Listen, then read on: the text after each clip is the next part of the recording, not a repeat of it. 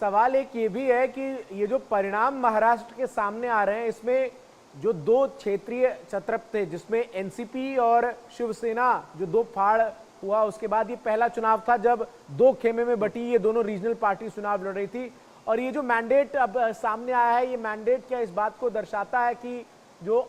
असली शिवसेना और नकली शिवसेना की लड़ाई थी, उसमें असली शिवसेना कौन सी है, और एनसीपी जो है वो शरद पवार वाली असली है या फिर अजीत पवार वाली है असली है? अगर हम मैंडेट के हिसाब से देखें तो इसमें एकनाथ शिंदे और अजीत पवार दोनों को जो है वो मैंडेट मिलता हुआ नजर आ रहा है।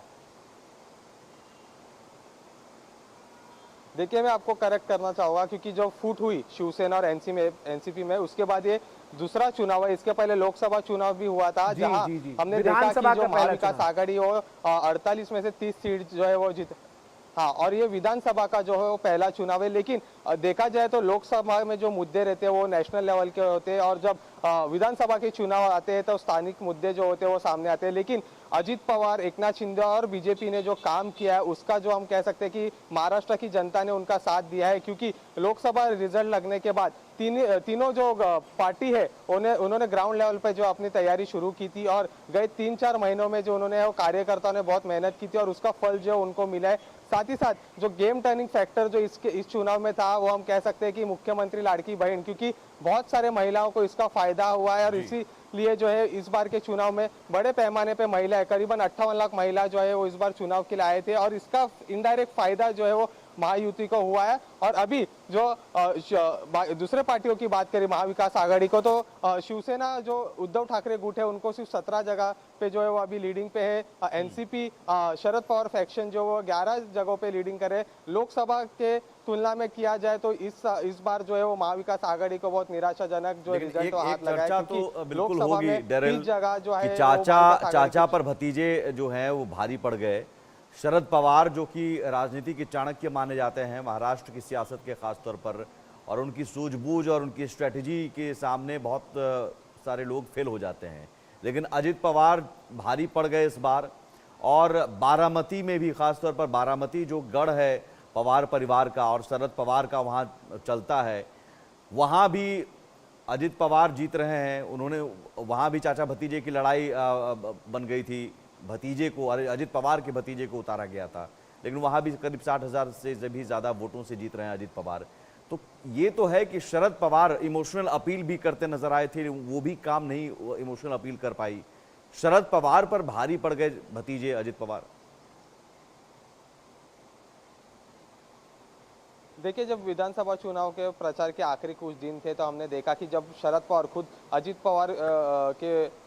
चुनाव क्षेत्र में बारामती में जब गए थे, तब उन्होंने एक भावनिक स्टेटमेंट भी दी थी, जहां से योगेंद्र पवार जो है वो चुनाव लड़ रहे थे। और आज जब काउंटिंग भी शुरू हुई थी तो योगेंद्र पवार जो है वो पहले राउंड में वो लीड कर रहे थे, लेकिन उसके बाद हमने देखा तो जो ट्रेंड है वो बढ़ते गया और अजित पवार ने एक बड़ी लीड ली, और अभी करीबन 60,000 प्लस वोटों से वो लीड में है। और ये कह सकते हैं कि इस बार जो है शरद पवार की टैक्टिक्स जो है वो महाराष्ट्र में फेल हुई, क्योंकि उन्होंने जितने भी सभाएं ली है और जो प्रचार किया उसका इम्पैक्ट जो है वो लोगों में हुआ नहीं। और दूसरी बात ये भी है कि जो पार्टी का लोगो जो है वो अजित पवार के साथ है, तो उसका भी एक बेनिफिट जो है अजित पवार को इस चुनाव में हुआ है। लेकिन ओवरऑल कहा जाए तो शरद पवार फैक्टर जो है और उद्धव ठाकरे फैक्टर जो है इस बार महाराष्ट्र विधानसभा के चुनाव में जो है बिल्कुल चला नहीं, क्योंकि महाविकास आघाड़ी के सिर्फ 50 सीट पे अभी तक लीडिंग है, और अभी तक 100 का आंकड़ा भी उन्होंने जो है पार नहीं किया, और अभी वो पार करेंगे कि नहीं वो भी देखना अहम होगा। सुपड़ा साफ होता हुआ नजर आया है। एक और सवाल जो ड्रिल साफ तौर पर नजर आता है, एक स्कीम जिसकी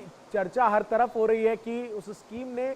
आज जिस स्थिति पर महाविकास आघाड़ी है और जिस स्थिति पर महायुति एनडीए है उसमें योगदान दिया है, वो है लाडली लक्ष्मी स्कीम। और जिस तरीके से इस स्कीम को प्रमोट करती हुई जो तीनों ही पार्टियां नजर आई, चाहे वो एकनाथ शिंदे अपनी हर सभा में इसका जिक्र करते हुए नजर आए, अजीत पवार हर सभा में, और देवेंद्र फडणवीस, और एक जो महिला वोट बैंक इसके जरिए तैयार किया गया महायुति की तरफ से, उसने एक अहम रोल प्ले किया इस जीत में।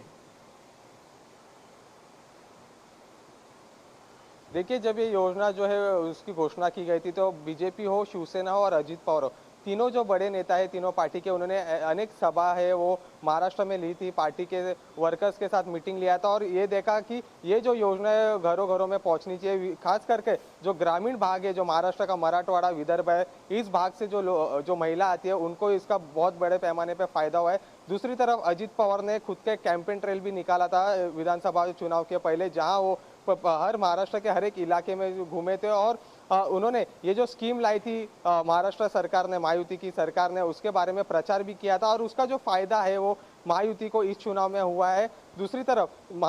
मुख्यमंत्री लाड़की बहन योजना का जो सबसे बड़ा फायदा जो महायुति को हुआ है वो ग्रामीण भागों से, क्योंकि ग्रामीण भागों में जो महिला है उनको इस योजना का बहुत बड़े पैमाने पर फायदा हुआ है। भले कांग्रेस ने अपने मैनिफेस्टो में कहा हो कि हमारी जब सरकार आएगी तो हम 3000 रुपए देंगे, लेकिन महाराष्ट्र की जनता ने उस पर जो है विश्वास नहीं दिखाया। एकनाथ शिंदे के पीछे खड़ी रही महाराष्ट्र की जनता और फिर एक बार महायुति की सरकार को जो है चुनकर महाराष्ट्र की जनता ने दिया है। महाराष्ट्र की जनता ने नहीं, मल्लिकार्जुन खड़गे साहब ने कह दिया था कि सोच समझकर घोषणा होनी चाहिए। जब इस तरह की घोषणा हो रही है तो ये बजट का ख्याल रखकर होना चाहिए। तो एक तरह से मल्लिकार्जुन खड़गे ने जब ये बयान दिया और इस बयान को पीएम मोदी ने भुनाया भी, बीजेपी